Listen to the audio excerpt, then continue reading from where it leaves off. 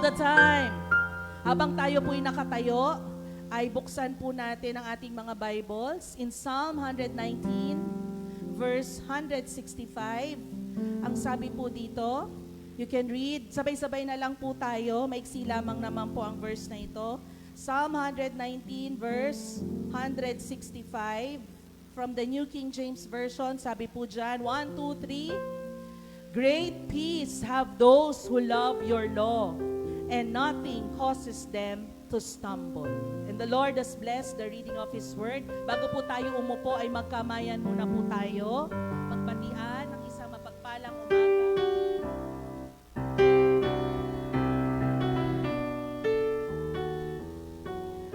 Are you glad you are here?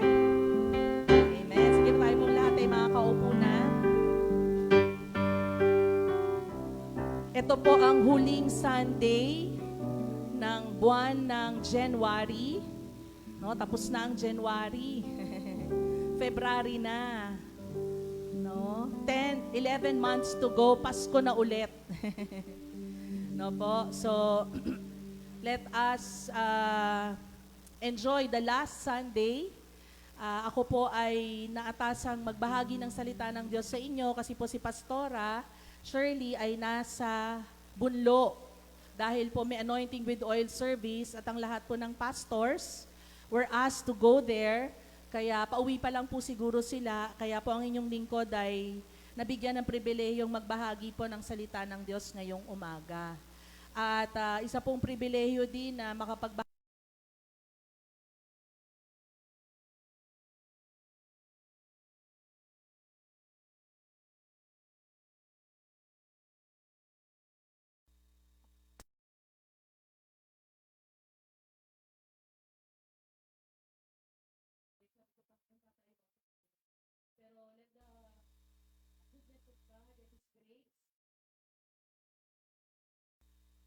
We're still in the topic of breakthrough peace. No? Ng buwan na ito, sa linggo ng buwan ito, patuloy pong pag-aaralan natin ng peace. At the same time, today din po, or bukas, is the celebration of National Bible Month. Yan. National Bible Month, God's Word brings life to our hearts and to our homes. Tanungin ko po kayo, sino po ang may dalang Bible today? Sige, taas nga po, yung mga may dalang Bible, be proud of your Bibles. Kahit luma yan, okay lang. Ay, konti lang. Ayan, ini-encourage namin kayo. No, hindi lang po because of the Bible Month, but because the Word of God, no, ay napakahalaga, napaka-powerful. Kahit ano pong bigat ng Bible ko. Dinadala ko po to every Sunday kahit hindi po ako nagtuturo. Bakit? Sapagkat napakasarap pong bulay-bulay ng salita ng Diyos. Amen po ba? Alam nyo po, pag sa phone nyo lang binabasa yung Bible, marami.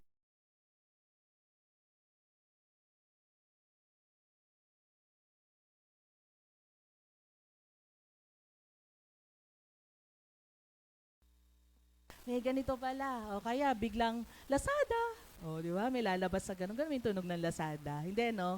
Shopee lang yung ganun. No, marami pong distraction. Kaya maganda pa rin po ang hard copy ng Bible na pwede po nating pag-aralan. Amen? And because today is the celebration, ang Bible Sunday, mamaya po after ng life group sa inyo pong paglabas, meron po tayong pa-quiz, pa-Bible quiz. Announce ko na. No, kasi may nanalo ba kaninang Bible? Sige, tanungin nyo nga si Shaira. Kasi meron po tayong 2 free Bibles na ipinamimigay. Pero ang rule, ang kailangan pong gawin is, kailangan pong masagutan yung 2 sets of questions at ma-perfect 10. No po, pwede pong tingnan ang Bible para mailagay ang tamang sagot. No? Yung pong may mga Bibles din po doon, yun po ang i-check ninyo para masagutan po ninyo yung mga tanong. No po, pwede pong buksan. At meron pa po tayong isang Bible for second service, yung unang maka-perfect 10, sensya na kayo kung marami kayong maka-perfect 10, no? Hindi namin kaya, isa lang kaya eh, ay mabibigyan ng Pakikaway-kaway nga yung Bible na nandyan sa ano, yung ESV. Wow. ESV Bible. Ayun no. Maganda po yan. Maganda pong version yan. ESV Bible na may Old and New Testament. Kaya, sali na. No? Pag hindi naman po niya na perfect, okay lang kasi meron pong other prizes in celebration of our National Bible Month. To encourage all of us to open our Bibles and to read it. Because the Word of God is truly amazing and truly the Word of God brings life, no, sa mga taong naghahanap at nagbabasa nito. Amen po ba? Palakpakan nga po natin ng Panginoon. Malakas sa palakpak po. Yung palakpak po ng gising. Ayan. Kaya ngayon pong umaga, katulad po ng ating binasa, may relationship sa salita ng Diyos. Na po sabi dyan, great peace have those who love your law and nothing causes them to stumble. Nung nakita ko po ang verse na ito, natuwa po ako kasi andun na yung peace, andun pa yung law. Which is what? The Word of God. No po? Ito pong Word of God contains the promises, contains the commands, which is the law of God, na pwedeng maging gabay po na atin. Amen? At dahil pahuling linggo na, ang aking pong itatitle, ang aking pong tinitle is Cultivating That Peace Within. Amen? Naalala nyo po, I'm sure hindi nyo na naaalala, pero kung naalala nyo pa, na last week po nagturo si Pastora Shirley at meron siyang iniwang 3 puntos sa atin. No? The kind of peace that Christ gives us. No? One is the peace with God. Pangalawa is the peace within. At pangatlo, the peace with others. No po? And today, ay alam na po natin, no, dahil tayo po ay na-born again, napag-isa po tayo sa Panginoon, naranasan po natin. Peace of God. Lang ako. Ayan. Naranasan po natin ang peace of God. And in this peace of God, sabi po dyan, ay naranasan natin at binigay po ito sa atin through His Son, Jesus Christ. Nalaman din natin last week na yung peace within, katulad ng pangako po sa Philippians chapter 4, verse 6 to 7, that peace that passeth all understanding. Na kapag tayo po ay dumaan sa mabigat na pagsubok, ang tanong, may kapayapaan ka ba? Ako po aamin sa inyo na recently, in the last month, talagang medyo na-shake ang aking peace because of this experience that we have with our family. Pero alam niyo po, ganun kabuti ang Diyos sapagkat sa kanyang mayamang biyaya, ang bilis niyang rumescue.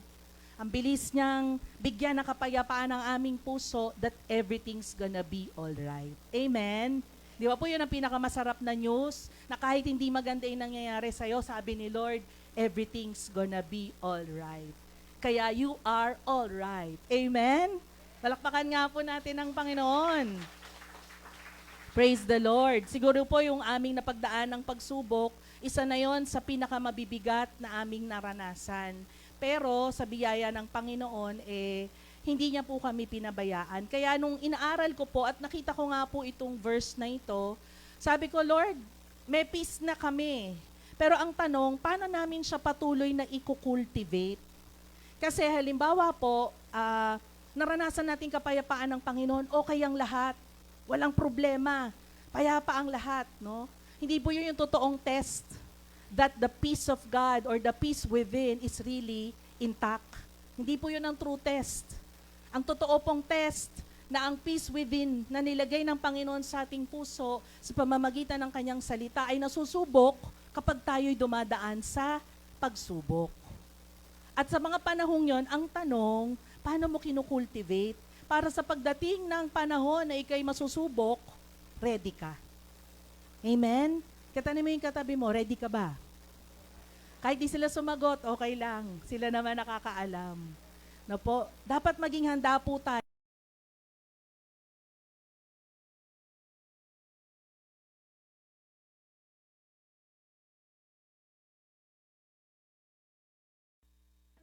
How can we continue to cultivate the peace given to us? Tayo ba magkukultivate? Binigay na ng Panginoon eh. Ang tanong, paano natin to pagyayamanin? Paano natin to lagi bubungkalin? para ito ay maging malalim, para ito'y patuloy na tumatag. Kaya po dito sa introduction na isulat ko po, when troubles come, for some, they are shaken. But for some, they're able to stand up on it. May mga tao na kapag dumating ang trouble, nauuga. Lord, bakit ganito? Lord, nahirapan ako. Pero may iba na pag dumating ang pagsubok, kalmado lang. Tahimik lang. Kaya ni Lord yan. Amen? And no judgment. Doon po sa ang reaction na yung una na nasishake ka, sapagkat maaring wala ka pa sa level ng gusto ng Panginoon. Baka nasa process pa tayo ng pagbabago. Kaya sabi ko,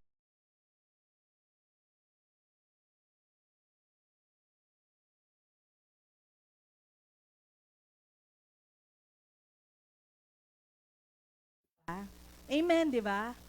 Kung dati, nung bata tayo, ang problema lang natin pambaon. Di ba? Nung tayo nakagraduate, nakapagtrabaho, hindi na yun ang ating problema. Ang problema natin, paano tayo magpo-provide ng pambaon. Di ba tumaas? Di mo ba? Natawa kayo. Hirap po, no, pag pambaon. Ano po? Araw-araw, mami, wala po akong anak, pero I can imagine the challenges of parents providing the daily needs of their children. Hindi po yun madali. Amen po. Anak po ako eh. So nakita ko yung struggle ng parents ko. Parang nagfi-feedback ano. Nagfi-feedback po ba? Hindi naman. Sige. So parang nararanasan natin yun. Nag-i-increase yung intensity. Nag-i-increase yung level ng challenge. Pero ang nakakatuwa, kaya siya nag-i-increase, ibig sabihin, nakagraduate ka dun sa una. Kaya sabihin mo sa iyong katabi, congratulations. Amen. Kasi nag-increase man ang iyong pagsubok, may good news. Ibig sabihin, nalampasan mo yung una. At dahil nalampasan mo yon, ganun ba si Lord? I-increase niya? He doesn't do that to keep us down.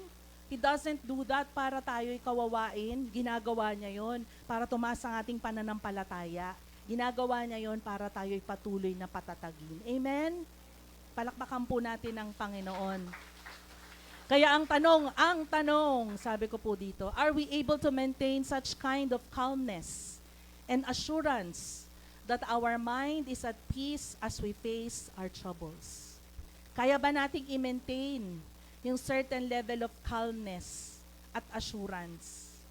Ako po ay personal na nakaranas nito sapagkat nung na-aksidente po si Mama last month na sabi po ng doktor, sabi ng mga office mates ko na naglalaro ng tennis, ito daw po yung injury ng broken bone na pinakamasakit sa lahat. No? Ang bone po ng aking 79-year-old mama ay nabali sa femur bone. No po?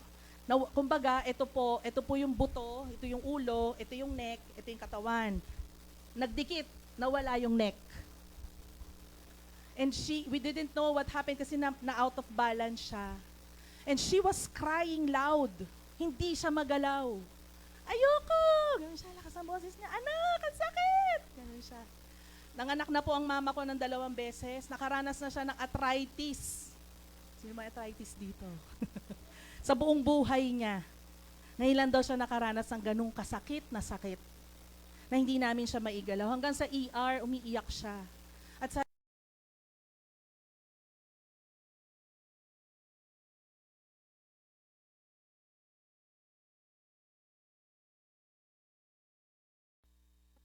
ER kami. Paglabas ng x-ray an hour after, may nakita ng doktor. Kailangan po operahan immediately. Lumabas po ako ng ER, umupo ako, tumingin ako sa kalangitan, tumulo yung luha ko. Sabi ko, Lord, bakit siya, Lord? Kawawa naman si Mama. Sabi ko, to me, with all the pagsisikap at paghihirap ng magulang ko, parang tingin ko, Lord, hindi na nila deserve mahirapan. Pero bakit po? Why did you allow, Lord? Sabi ko, Lord, di kita kine-question, pero bigyan mo ko ng liwanag dito sa pinagdadaanan niya. At alam niyo po, ang bilis ng comfort ng Panginoon sa mga oras na yon. Sabi niya, sasamahan kita. Huwag ka mag-alala. I will be with her. And from that day onwards, hanggang siya po'y maoperahan, at next week, isasama ko po siya for the anointing with oil service. We saw the glory of God moving, working in her life. Palakpakan nga po natin ang Panginoon. Nung naglo-look back po ako, na nag-alala ko, umiiyak po ako, sandali lang naman yung pag-aalala ko, half day lang. Half day lang. Pagdating nung gabi, okay na ako, hindi ako nag-worry. Kasi ang bilis ng ng sagot at salamat po sa inyong panalangin. Sa biyaya ng Panginoon, natapos ang operasyon ng sa aking 79-year-old na mama successfully. Nai-apply sa kanya, sabi nung pinsan ng bayaw ko, na yung in-apply daw sa kanya sa PGH na method is already the latest. Sabi ko, may ganun pa pala, no? May latest at may old version pa, no? The one applied to her was latest without us having to pay 500,000 pesos. Ang unang turing sa ospital, maganda ka ng ₱250,000. ₱250,000? Wala ako nun, Lord. Pero ikaw, Lord, meron ka. At nililipat po namin siya sa PGH. Hindi kami nagbayad ng ₱250,000. Purihin ng Diyos. Palakpakan natin ang Panginoon.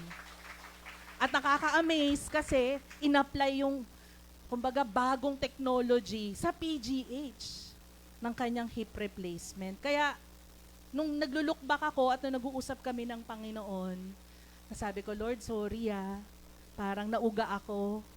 Dapat pala minentain ko yung peace kasi walang kwenta yung pagkaugang yon. Kasi pinakita mo kahit kailan, hindi mo kami pababayaan.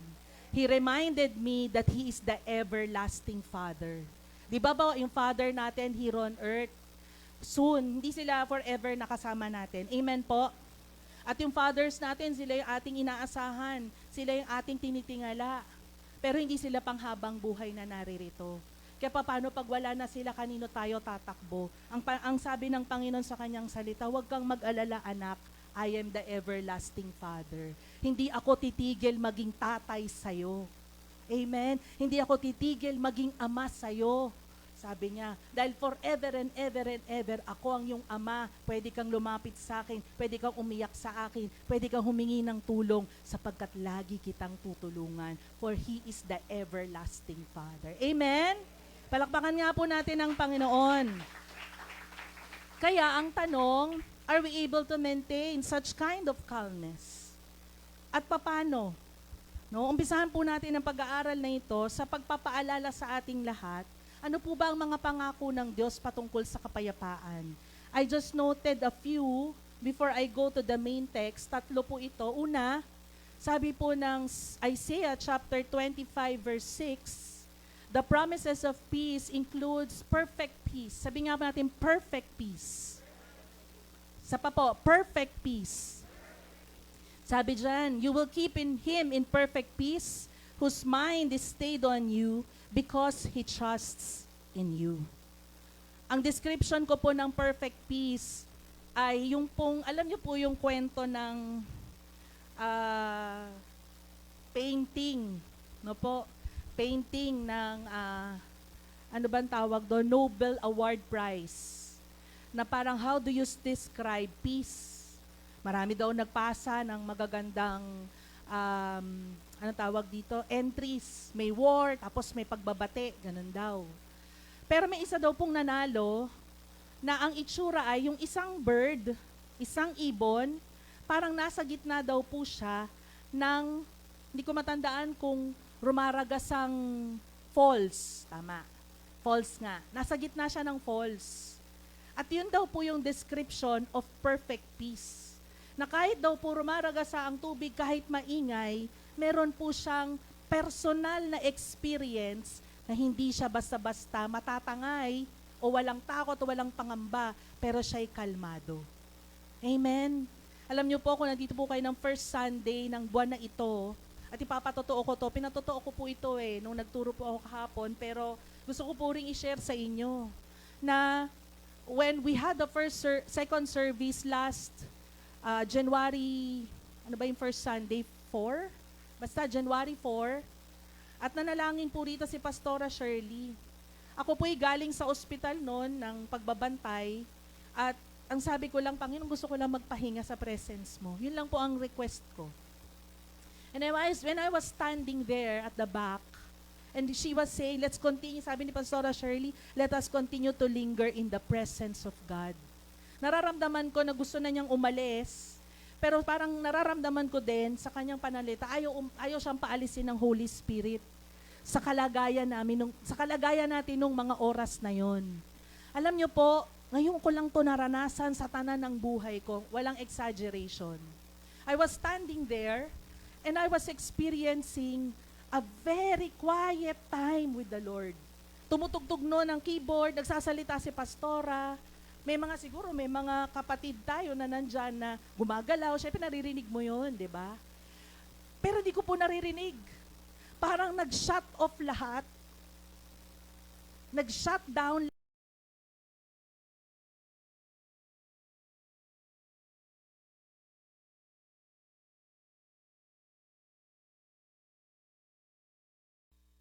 Hindi siguro, a piece of heaven. Hindi pa lang a piece eh. Katiting, napakakatiting siguro. Nakaranasan ng heaven na sobrang payapa. Hanggang sa hindi ko namalayan, sa sobrang enjoy ko nung presence na yon, unti-unting tumutulo yung luha ko. Pagdilat ko, doon ko na lang lamang, umiiyak pala ako. I was crying because I was so overwhelmed because of the perfect peace of God. I've never experienced it. But God, on the first Sunday of this year, allowed us to experience a peace that passeth all understanding. Amen? Totoo pala yun, pag naranasan mo siya, hindi mo siya maipaliwanag. Hindi mo siya maintindihang kapayapaan. Basta gusto mo lang nandun ka. Amen? Gusto niyo po ba yun? Gusto niyo po ba yung perfect peace ni Lord? Ano pong sabi ko dyan? If you want that, keep your thoughts on God. Hindi po ako perfect. Wala po ang thoughts ko ng mga oras na yun kasi nga pagod ako. But I just ask God, Lord, give me rest. But the Bible tells us that those whose mind is stayed on you, kapag tayo daw po'y nakafocus on Jesus, the author and finisher of our faith, we will experience perfect peace. Ano pa? Sabi po doon, keep His words in your heart. They that trust in you, no? Sabi dyan, nagtiwala sa'yo. Saan ka magtitiwala? Bakit ka nagtitiwala sa Diyos? Tayo sa Diyos kasi meron siyang salita. Andyan po tayo. We trust God not out of whim. Nagtatrust tayo sa Lord hindi dahil wala tayong basis. Wala lang. Ba't ka nagtitiwala sa Diyos? Wala lang. Hindi po. We trust God because His words are true. Amen? We trust God because His words are powerful. We trust God because His word speaks to us and those words change us. Amen? Amen? Palakpakan po natin ang Panginoon. Hallelujah. Pangalawa, sabi dyan, Proverbs 16 verse 7. Ano pong sabi? When a man's ways please the Lord, He makes even his enemies to be at peace with him. Meron po ba tayong kagalit? O meron po ba nagagalit sa atin? May kapitbahay ba na hindi natin gusto o hindi tayo gusto? May ka-office mate ba na naiinggit sa atin kaya laging galit? Meron bang kaklase na binubuli tayo? Do you have those that you consider could be enemies? Ano pong pangako ng Diyos para magkaroon kayo ng peace? Sabi niya, when a man's ways please the Lord. Hindi nyo kailangan mag-struggle kung may ganun po kayong experience na inaaway po kayo ng iba. Hindi po natin kailangan mag-retaliate. Nandyan po tayo. Hindi natin kailangan gumante. Antayin mo, ha? Lagot ka sa akin. Di ba yung sabi ko po sa inyo, yung mga nagtatapon ng basura sa harap ng bahay. Tapos sa abangan mo, sino yan? Sino yan? Sino yung gumagawa niya? Halika rito. Hindi mo kailangang gawin yun. All you have to do is to please God. Amen? To do His will, to follow Him. At kapag ginawa daw po natin yon, kahit daw po yung mga umaaway o kaaway natin, magiging at peace sa atin. Amen? Sabi ko po dyan, a pleasing life before the Lord. brings peace even in our relationships. Baka yung asawa mo, enemy mo. Naku, wala. Buti na lang. Asawa mo po ba, enemy mo? Oh, wag naman. Oh, yung nanay mo, enemy mo. Nanay ko, kagalit ko yan eh. Mga kabataan. O hindi kahit hindi kabataan. Mga kapatid, kagalit mo ba nanay mo? Kagalit mo tatay mo? Wag naman po. No? And if it is, meron kayong hindi pagkakaunawaan. No? Ikaw ba nanay, inaaway ka ng anak mo? Wala rin sumasagot. Sige, okay yon. Buti yon. Wala po dito sa BTC ang ganon. Ano po? But if you have experienced that, ano pong sinasabi ng Bible? Please God. Please the Lord. Minsan ginagawa po natin, no? Ewan ko ba't ko to sinasabi. Para tayo ay bati ni mama, ipiplease ko siya. Ibibigay ko. Pero di po ba nakakapagod yon? Can I hear an amen? We please, or tayong mga magulang, kasi itong anak ko ayaw mapasunod, bibigay ko nga lahat, ipiplease ko siya. Tama po ba yon? Maaring hindi. No? Kasi baka masanay, baka hindi na, kumbaga, matuto. Pero alam niyo po, we can divert that kind of attitude to pleasing God. Why not please God? Why not please Him? And ask Him, Lord, anong ipapagawa mo? Because even that, He will also, no, make our enemies, make our household at peace with Him. Amen? Sa pangpalakpak sa Panginoon. At yung panghuli, marami pa pong promises of peace, but I will just focus on these three before we go to the main text. Yung Philippians 4:6-7. Ano pong sabi dito? This is something that I really love. This is a favorite verse. Sabi dyan, be anxious for nothing, but in everything by prayer and supplication with thanksgiving, let your requests be made known to God. Diba po, pag ikay na-anxious, naku, ano na naman, enrollment na naman. Wala naman akong pangbayad ng napakamahal na tuition fee. Di po ba mabigat yon mga magulang? Di po ba? Mabigat yung tuition. Amen po. Di po yun madali. Yung mga nagbabayad ng bahay, pag time na ng amortization, mabigat po yon. Amen. Pag nagkakasakit ang pamilya, tapos walang HMO, mau-ospital, mabigat po yon. Amen. Pero ano po sinasabi ng Bible? Huwag ka daw pong mag-alala sa maraming bagay, sa anumang bagay. Pero ang gawin daw po natin, ipaalam natin sa Diyos ang ating request. Let your requests be made known to God. Ano po mangyayari kapag ginawa natin yon? And the peace of God, which surpasses all understanding, will guard your hearts and minds through Christ. Magkakaroon ka ng kapayapaan, makakatulog ka sa gabi. Hindi mo kailangang mag-take ng sleeping pills. Hindi mo kailangan mag-take ng, ano ba yung sabi nila, yung pampapaputi. Nakakapampatulog daw yun eh. Metatation, diba? Collagen, no? Nakakatulong daw yun para makatulog. Hindi mo kailangan mag-take nun. Makakatulog ka because of the presence of the Lord and because of the assurance that He will provide. Amen? Sabi ko po dyan, the Lord guards our hearts with His peace so that we can be at rest even if we face trials. Do you want to be at rest? Sabihin natin, I trust you, Lord. Let my rest be on you. Amen. Palakpakan po natin ang Panginoon. At ito po yung pang-apat, at dito na po tayo dadako, no? Introduction lang po yung isa. Huwag po kayong mag-alala, mga 20 slides pa po ito. Joke lang. Joke lang. Yung panghuli pong promise na ating pagbubulay-bulayan is the one in Psalm 119 verse 165. Sabihin nga po natin, great peace. Tanongin mo yung sarili mo, meron ba akong great peace? Paano ba i-describe yung great peace? Kasi kanina perfect eh, perfect peace. Ngayon dinescribe ang peace na great. No? Great peace have those who love your law. Na nagmamahal sa iyong utos at walang kahit anuman na makakapagpadapa sa Kanya. Bulay-bulayin po natin ang verse na ito. Unahin natin sa great peace. Sabi po dyan, great or abundant peace is far more than just calm moments. Yun daw pong abundant peace, hindi lang daw po ito yung kalmado ang lahat, walang problema. Okay ako ngayon. Hindi lang daw po yun ang ibig sabihin ng great peace. Kasi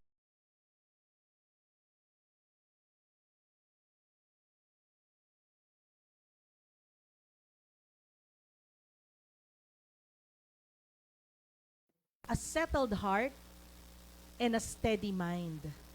A settled heart and a steady mind. May pinaalala lang ang Lord sa akin. Whatever the personal storms may be. Naalala niyo po si Daniel in the book of Daniel. Si Daniel po ay dumaan sa isang mabigat na pagsubok. Sapagkat nagpa-approve ng decree dahil marami po naiinggit sa kanya. Marami pong tao ang naiinggit sa kanya kasi inonor siya ng hari. At dahil doon, at sabi nila, wala tayong maipula dito kay Daniel. Sabi nila, ano kaya kung ang tanging maipupula lang natin sa kanya is yung faith niya. So sabi natin, magpagawa tayo ng decree sa hari. Sabihin natin, walang ibang pagdadasalan ng mga tao. Walang ibang sasambihin ng mga tao kung hindi ikaw lang. So ang hari, pumayag, sinain ang decree, si King Darius. No? At nung mga panahon na yon, hindi niya alam, yung pala'y patibong para kay Daniel. Si Daniel, na nalaman ang new order or ordinance, sabi ng Bible, nung nalaman ni Daniel yung ordinance, umuwi siya ng kanyang bahay at ginawa ang dati niya nang ginagawa, ang manalangin, binuksan niya ang kanyang bintana facing Jerusalem or Israel at siya'y nanalangin katulad ng dati. Ano po yung prayer? Morning, lunch, morning, noon, and night. At naalaman ng mga naiinggit sa kanya na siya ay nananalangin. Dali-daling pumunta ito sa mga sa hari. Hari. Yung iyong paborito, ipina-paraphrase ko na lang po. Yung paborito mong si Daniel. Ayun. Sinuway ang gusto mo. Bakit? Ayun, nag-pray. Diba sabi mo, dapat walang pagpe-prayan kundi ikaw lang. Nako, na-trouble si hari. Alam niya kasi na mabuting tao si Daniel. O dapat, sabi ng mga tao, ina-paraphrase ko na lang po, parusahan yan. Wala pong magawa ang hari dahil siyang nag-utos. Ano pong ginawa? Dinala si Daniel doon po sa den of lions. Ito po yung nakakatawa sa story na to. Alam niyo po, ito yung mga nangyayari sa atin eh.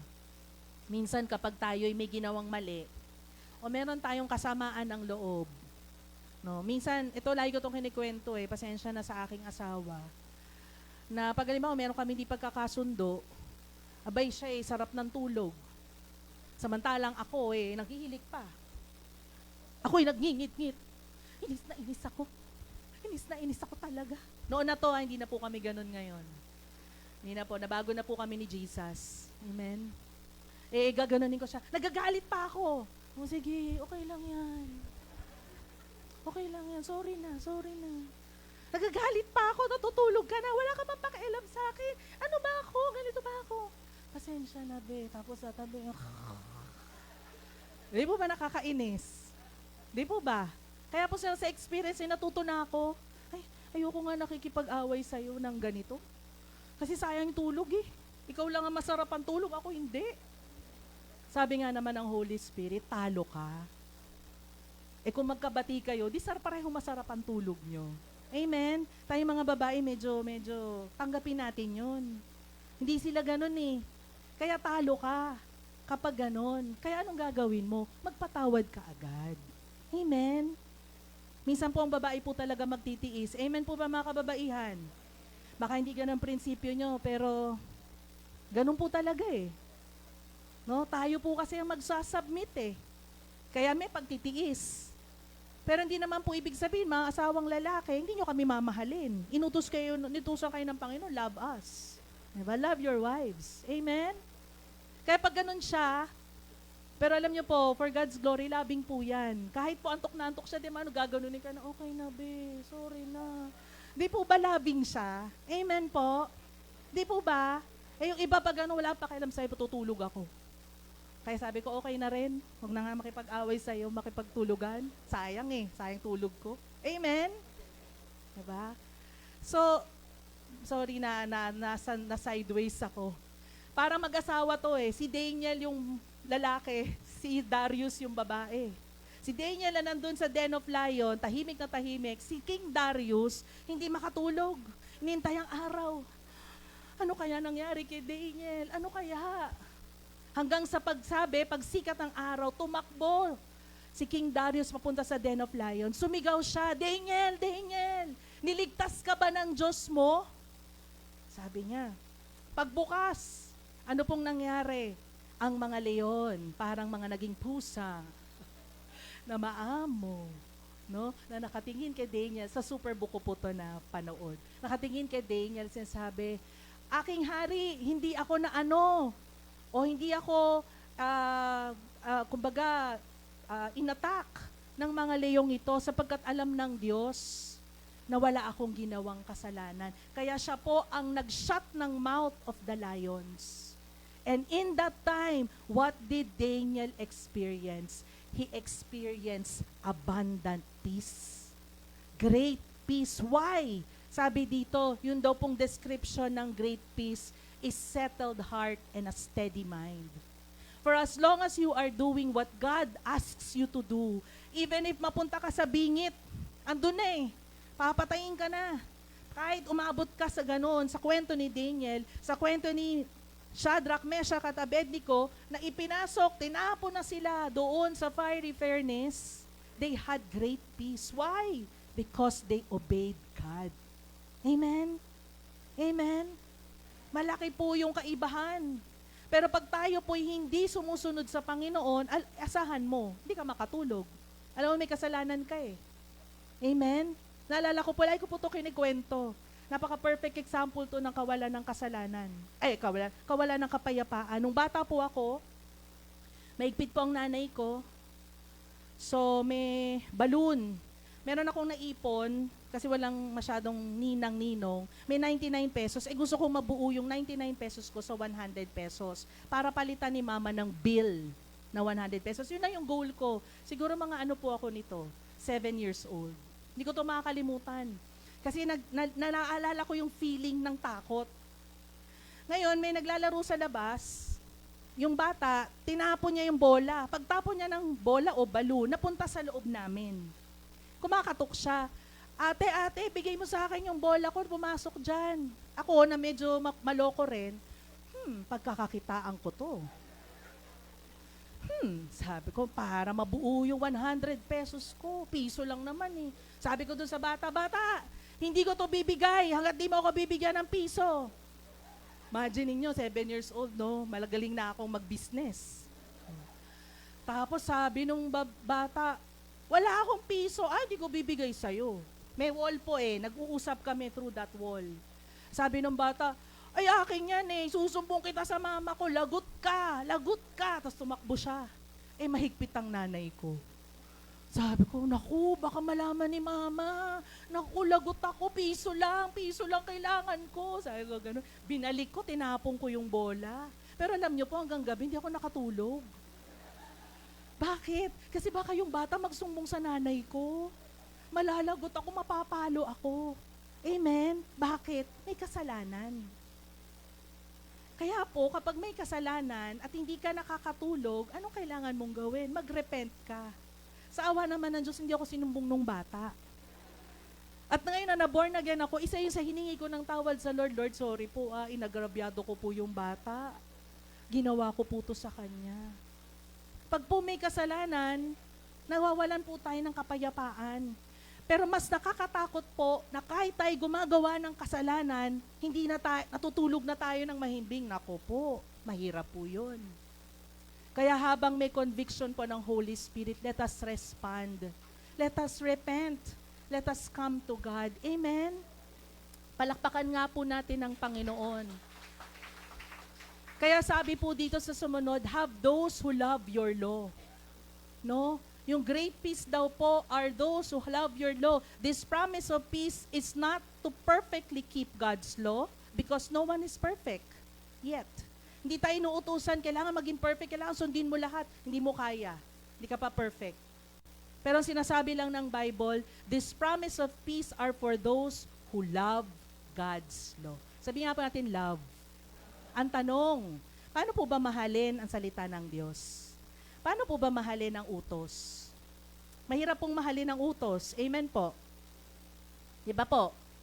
Ano ba yung mga utos na hindi mo gusto? Yung lagi ka inuutusan, ikaw nga bumili ng kape. Hindi mo gusto yon. Meron bang tao na pag lagi inuutusan, masaya? Meron po. No? Pero hindi po laging masaya. Pero level up ito eh. Ito yung kagandahan sa verse na ito, level up na.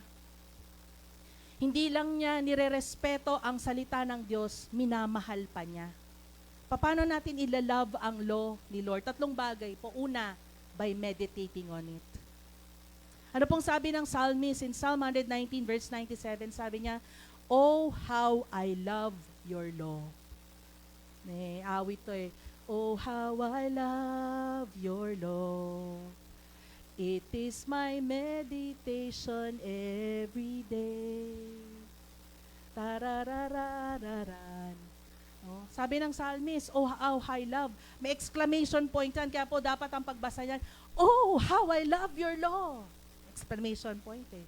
Kumbaga with jubilant, with rejoicing. Tuwang-tuwa ako, Lord, sa iyong mga utos. It is my meditation all the day.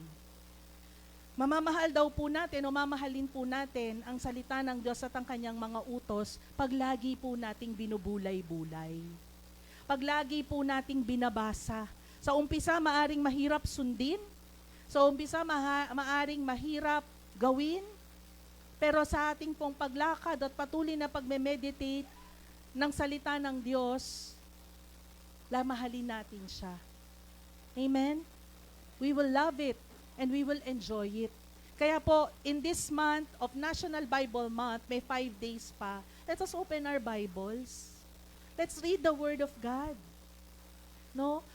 Kung tinatamad kayo sa ibang mga bagay, kung mahilig kayo sa kwento, sige, tatanungin ko kayo, sino dito nanonood ng Korean novela, taas kamay?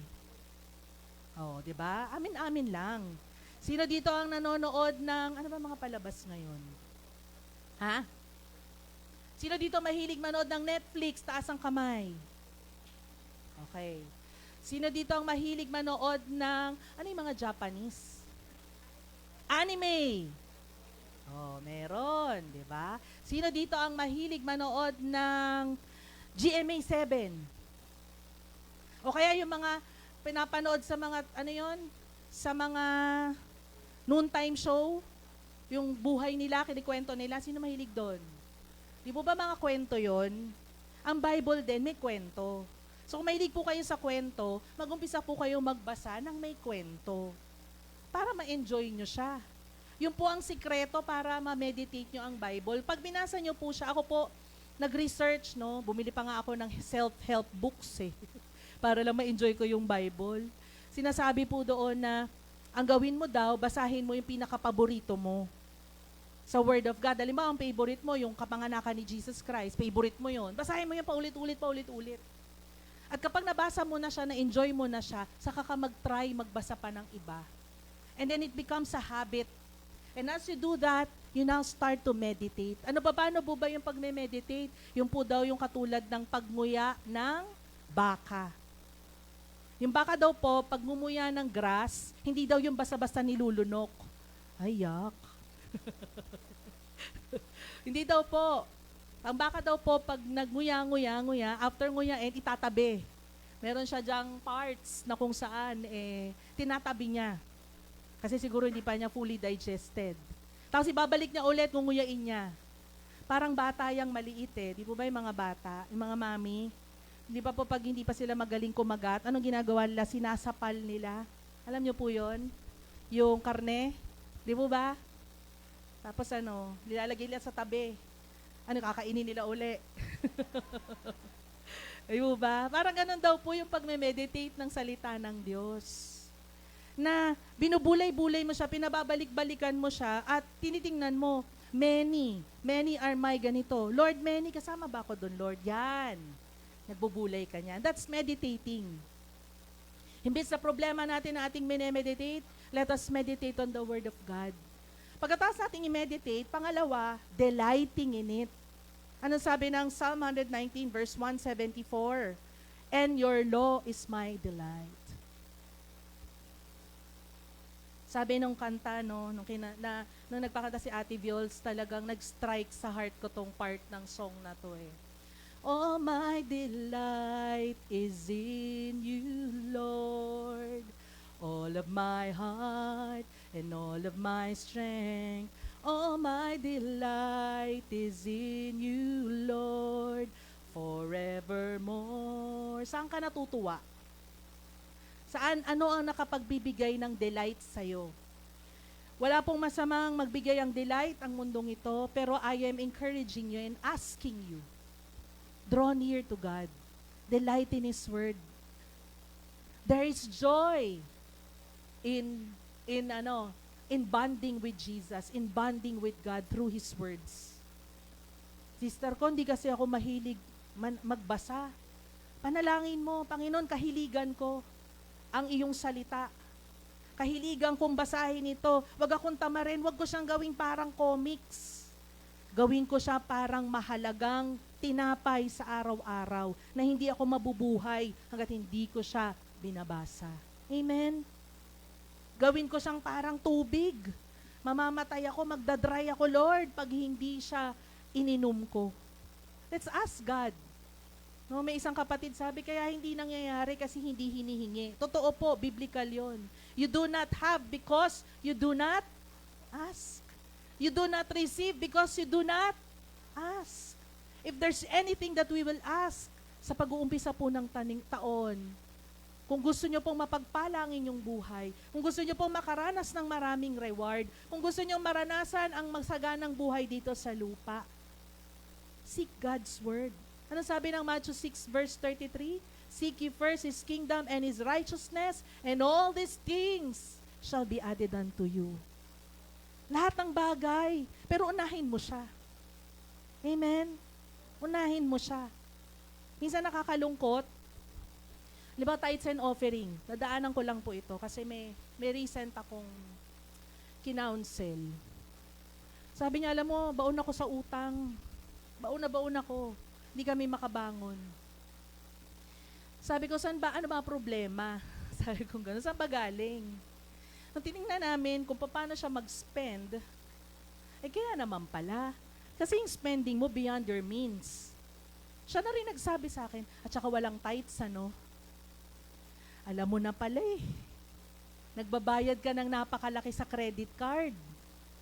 Nilululong ka, binabaong ka ng credit card na merong 5% interest. Ang inutang mo, 10,000. Magkano interest? 9,000. Imagine, ang ginamit mo lang sa credit card, 10,000.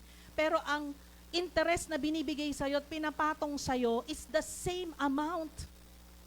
Na sana kung wala ka nung utang na yon, na ibigay mo yun sa Diyos. Kung ikay halimbawa lang, nagbigay ka sa Lord, 100,000 sweldo mo. Wow naman. No? Para madali computation, 100,000 sweldo mo, magkano tithes? 10,000. Sister ko, hindi ko yan kaya ibigay. Ang laki niyan. Kapatid, kaibigan, susubukin kita. Subukin ka ng Diyos. Itina-challenge kita, ibigay mo ang tama. Imbis na mabaon ka sa 9,000 na interest, anong gagawin ng Diyos? Papalitan niya yun ng another 10,000. Papalitan nyo ng another 10,000 pa. Papalitan pa niya yun ng another 10,000 at another 10,000 at 10,000 pa. Amen? Why? Because you obey Him. Kung ikaw ay nandun sa sitwasyon na yon, may konting pagtitiis dyan. Bayad ka muna. Pagkatapos mong bayaran lahat, tiis ka muna. Pag nakaangat ka na dyan, makikita mo. Ako po'y nagsasalita based on personal experience. Di po ako nagsasalita ng hindi ko naranasan. Nabaon din po ako from a credit card before. But what did God teach me? Yung binabayad mong interest, ibigay mo sa akin. Maging tapat ka sa pagbibigay, and God will give us financial freedom. Amen? Amen? Why? Because we delight in His Word. We delight to obey Him. Yung bang pag magbibigay na ng tithes and offering, Lord, excited ako. Hindi yung, ay naku, tithes na naman. Ay naku, Panginoon, ang tithes ko, Lord, hindi ko parang yung bibigay mo na yung hinahawakan. Yung ganito, bibigay ko ba? Sister, bless, kunin mo nga. Parang ganito daw yun eh. Yung hindi walang cheerful giver, kunin mo. Pilitin mo kunin. Hindi, Lord, teka lang. Pilitin mo. Lord, sandali. Kailangan ko to. Thank you. Diba? Huwag daw po ganun ang attitude natin in giving. When we give to God, we give cheerfully. We delight in His law. Law niya yun eh. Law niya yung pagbibigay. Amen? Utos niya yun. Do we delight in it? Alam niyo po, pag gano'n na yung heart natin, manalangin tayo sa Lord. Pag nahirapan na tayo, bakit? Kasi lahat ng bagay sa ating buhay magiging mahirap na. Ultimate test yung tithes. I will really testify. It's an ultimate test. If that we cannot give, I don't know if God will truly bless you. Maybe you received today, pero hindi po ba napapansin parang ang bigat ng buhay? Bakit? Kasi yung isang bagay na hinihingi sa'yo, hindi mo kayang sundin. Amen? Palakpakan nga po natin ng Panginoon. Pasensya na po, wala po ito sa outline ko. At panghuli, desiring and keeping it. Psalm 19 verse 10 to 11. No, bago ito, sinabi, what is the law of the Lord? And sabi niya dito, ang treatment niya sa law of the Lord, more to be desired are they than gold. Yea, than much fine gold. And in keeping them, there is great reward. Pag daw po dinidesire natin ang law ni Lord, pag daw po kinikip natin ito, there is great reward. There is great blessing. No po, hindi ko na kayang matiis. Ako na magpapatotoo nito, Brother June. Kasi hindi nyo pinapatotoo eh. Last year po, may conviction kami ni Brother June to give our tithes, our first fruits. No po. Ang ina-expect ko na first fruits, yung kanya. Kasi yung sa akin, 15 pa darating. Eh yung sa akin, half month sweldo na, so mas malaki. Yung kanya, 1 week lang, so mas maliit. No, hindi pa yung full month. At sabi ko, Lord, yung unang sweldo ni June kasi mauuna siyang sa sweldo.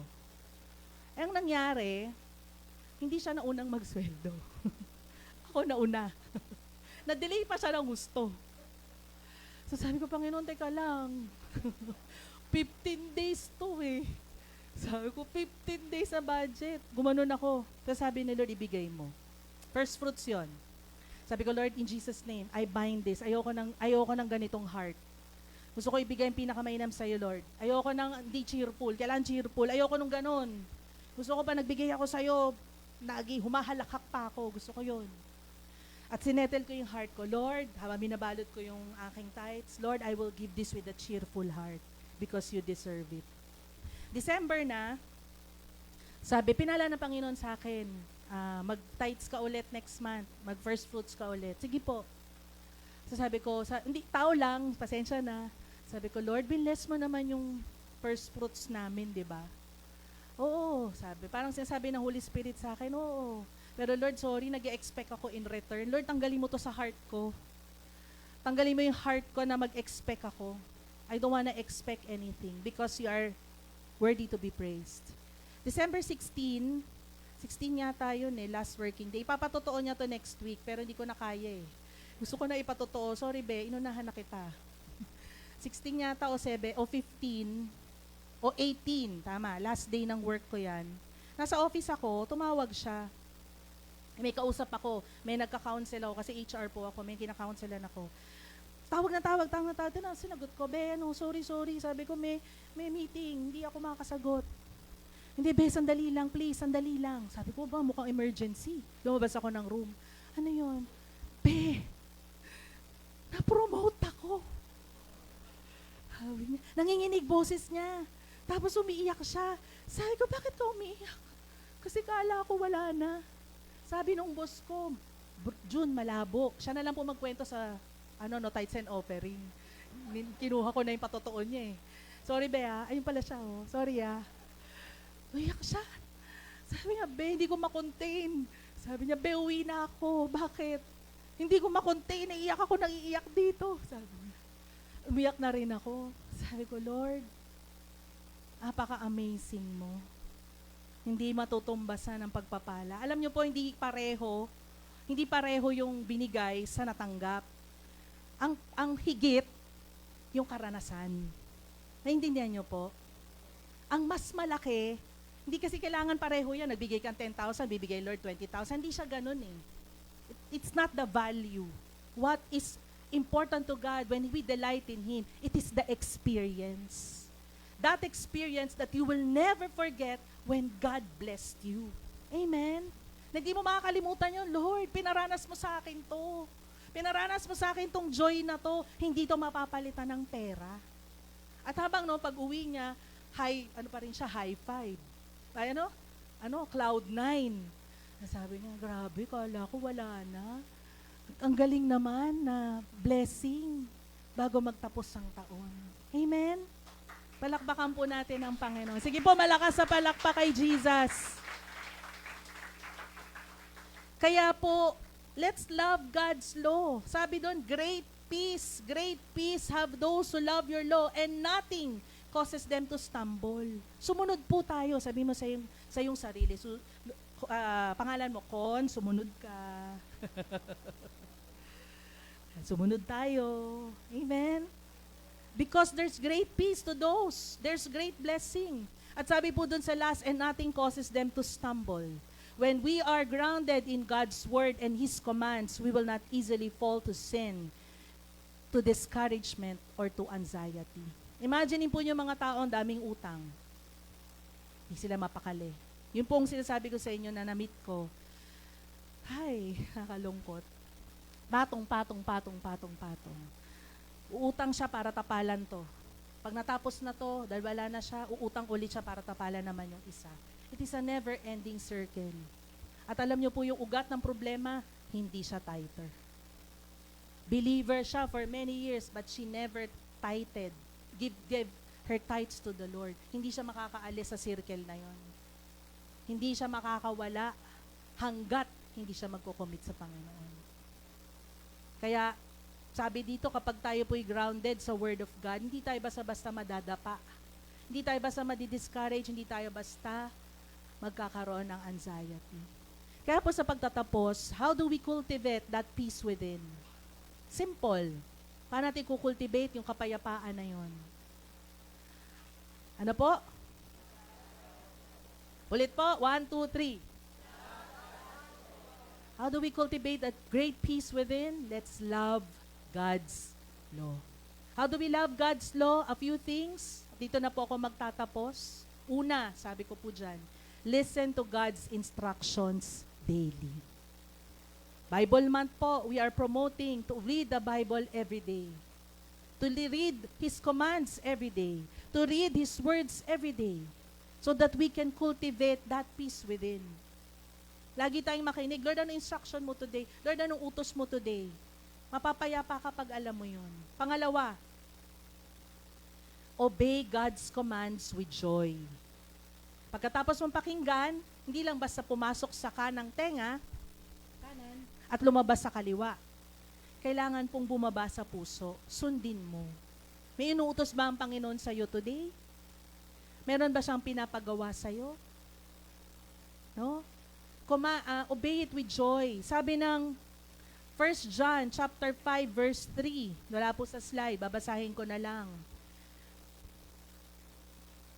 For this is the love of God, that we keep His commandments, and His commandments are not burdensome. Sabi niya po, burdensome. Ang utos po ng Panginoon na hindi pabigat. Pero ang kanyang utos ay nagbibigay ng hindi matatawarang kapayapaan sa ating puso. Amen? Pangalawa, V. Malalim, Parang si Pasang gumamit din ito, si Ate Beng, kapatid niya. Venerate God's commands. Wala akong makitang other word for V. Ano ba yung sabihin ng venerate? Venerate is meaning give high reverence. Igalang mo. Bigyan mo ng reverence ang command ng Panginoon. Huwag mo siyang baliwalain. Kung nangungusap ang Diyos sa iyong puso today ng kanyang utos, huwag mo siyang baliwalain. Huwag mo siyang isantabi, but give high reverence, mataas na paggalang, sa command ng Panginoon. Huwag po nating baliwalain. Because that is how we will have the peace within. And finally, embrace total obedience to God's commands. Yakapin na natin. Huwag na nating tanggihan. Lord, ayoko niyan eh. Huwag na. makipag-cooperate na tayo sa Holy Spirit that He may reward us, then give us peace. Amen? Sa oras pong ito, aniyahan ko po kayong tumayo.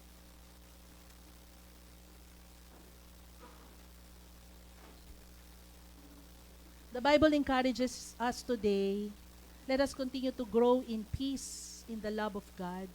Grow in peace in His law, to obey it, to follow it, to do God's will.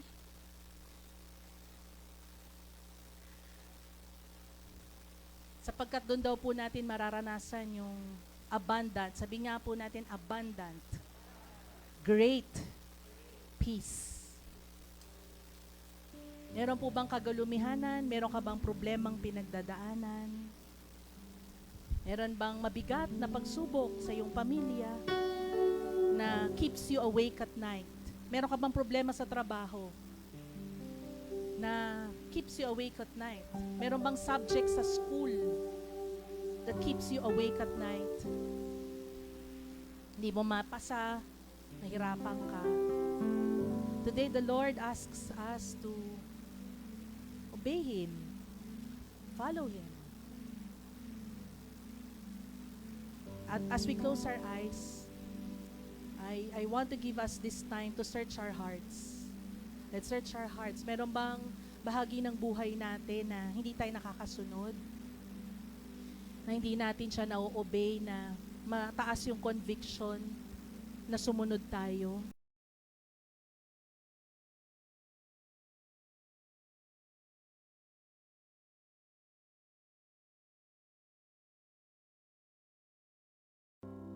Susunod hanggang ngayon.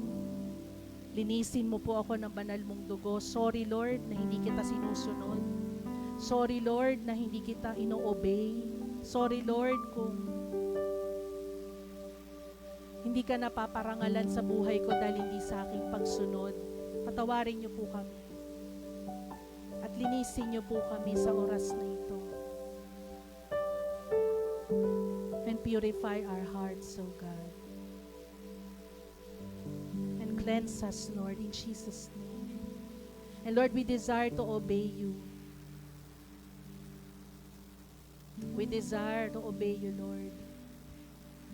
We desire to follow you. We desire, Lord God, na sundin ka.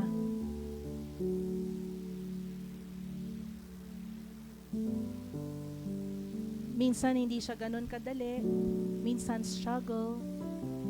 Pero Lord, teach us how to obey you. Like Jesus, that even at the point of death, He obeyed the Father and offered His life as a sacrifice for humanity, so that we may be saved, we may have eternal life. Tulungan mo kami, Panginoon, na maitama ang aming mga gawa, makasunod kami ayon sa iyong kalooban.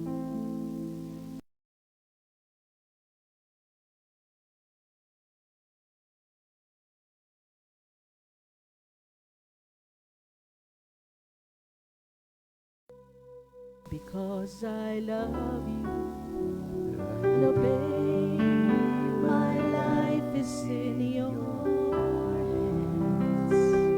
If it's the way to prove my love when things go away, if it costs me everything, I'll obey. Softly now. Trust you. Let it be a prayer. Because I love you, I'll obey. My life is in your hands. If it's the way to prove my love when feelings go away, if it costs me everything, I'll obey. Softly now, please. Let this be a prayer in our hearts. Let's make that commitment to Jesus. Sunod tayo kasi nagtitiwala tayo sa Kanya. Kasi sa ganang sarili natin, di natin kayang makasunod. Pero kung susunod tayo dahil nagtitiwala tayo sa Kanya at dahil mahal natin siya, hindi magiging mahirap ang pagsunod. Siyempre, sa pagkatapos nun ng pangako niya, great peace have those who love your law. Great peace have those who love your law. As softly as you can, as a prayer to Jesus, let's say this to Him with all of our hearts. Lagay natin yung ating kamay sa ating dibdib. Taas natin ang ating mga kamay. And let us desire to obey Him. I'll obey and trust You. I'll obey because I love You. I'll obey. My life is in Your hands. If it's the way to prove my love when feelings go away, if it costs me everything, I'll obey. Let this be a prayer. I'll obey and trust You. I'll obey because I love You. I'll obey. My life is in Your hands. If it's the way to prove my love when feelings go away, if it costs me everything, I'll obey. If it's the way, if it's the way to prove my love when feelings go away, if it costs me everything, I'll obey. If it's the way, if it's the way to prove my love when feelings go away, if it costs me everything, I'll obey. Yes, Lord. Hallelujah, hallelujah, Jesus. Truly, Lord God, we come to You in humble reverence. Alam namin, Panginoon, na truly there is a reward to those who obey You, to those who diligently seek Your will. At kahit kailan, kapag kami sumunod sa Iyo, hindi kami mawawalan. In fact, as the Word of God says, great and abundant peace are given to those who love Your law. Lord, as our hands are raised today, we pray, patuloy mo kaming samahan. Tulungan mo kami, Panginoon, unahing basahin sa liksikin ng iyong salita. Alamin ang iyong utos. Alamin yung nais mong ipagawa sa amin. At turuan mo kami, Panginoong, magawa yung kalooban mo. Tulungan mo kami, Lord, one step at a time to obey your words, O God. Kung kami nagkamali, bumagsak, tulungan mo kaming tumayo ulit. Tulungan mo kaming gawin ulit to start from the beginning. Because we believe, Lord, You are patient to us. Sabi ng Psalm 121, You never sleep, You never slumber. Hindi ka rin nagsasawa, Panginoon. Kaya kahit man nagkamali kami, tayo ulit. Stand up again. Start to obey again. If we fail again, start to obey again. Never stop trying and trying. As we continue to entrust to You, Lord, at sa aming pagsubok, at sa aming paggawa, Lord, sa mga kamay na nakataas ngayon na gusto talagang sumunod sa Iyo, bigyan mo sila, Panginoon, ng inner strength to obey You. Give them the inner strength to follow You, Lord, to do Your will. Alam ko po sa kaibuturan ng aming mga puso, gusto naming sumunod sa Iyo, pero may mga hindrances. Lord, we rebuke all those hindrances. We rebuke pride in Jesus' name. In Jesus' name, yung pride na ayaw naming amining mali kami, we rebuke that spirit in the name of Jesus. In the name of Jesus. Even, Lord, we rebuke the spirit of fear. In Jesus' name. Takot na baka kami mawalan. Takot na baka kami hindi makaabot. Lord, we rebuke that fear in Jesus' name. In Jesus' name. Fear to even, Lord, pleasing others. We rebuke that spirit in Jesus' name. Even, Lord, we rebuke the spirit of confusion. Hindi namin alam ang aming gagawin, saan kami mag-uumpisa, paano matatapos. Lord, we rebuke that spirit of confusion, even the spirit of deception. We rebuke it right now. In Jesus' name. In Jesus' name. In Jesus' name. Even, Lord, yung heaviness sa aming puso, Panginoon. Lord, winawasak namin ito sa pangalan ni Jesus. Ano man ang nag-weigh down sa aming pananampalataya, ano man ang nag-weigh down sa aming pagtitiwala sa iyo, we rebuke it in Jesus' name. We rebuke the oppressor in Jesus' name. In Jesus' name, in Jesus' name. Whatever works and was of the enemy, we rebuke you. Bow down before the Lord. You are the defeated foe, Satan. Bow down in Jesus' name. And Lord, as we lift up our hands to you, Lord, I release the spirit, Lord God, of an obedient spirit. I release, oh God, the spirit of humility. I release, Lord God, the spirit of submission. I release, oh God, great peace that comes from you, oh God. Even, Lord, kung meron man sa aking mga kapatid na umiinom ng sleeping pills para lang makatulog, wala silang kapayapaan, hindi sila nakakatulog sa gabi, mga insomnia. Lord, I rebuke that sickness right now in Jesus' name. In the name of Jesus, I rebuke you. Even, Lord, yung umiinom na mga anxiety drugs or psychological drugs, I rebuke that sickness in your mind. In Jesus' name, get out! In Jesus' name, even yung umiinom, Lord God, ng mga depressant, antidepressant pills, I rebuke you. Get out in Jesus' name. In Jesus' name. In Jesus' name, I rebuke all depression, all lies of the enemy. In Jesus' name. In Jesus' name, I uproot you in that mind. In Jesus' name. In Jesus' name. Hallelujah. At lukuban mo, Panginoon, ang iyong kapangyarihan ng mga kaisipan at puso ng aking mga kapatid, Panginoon. Tanggalin mo ang anxiety. Sabi mo sa iyong salita, be anxious for nothing, but in everything, in prayer and supplication, let your request be made known to God. Lord, let those requests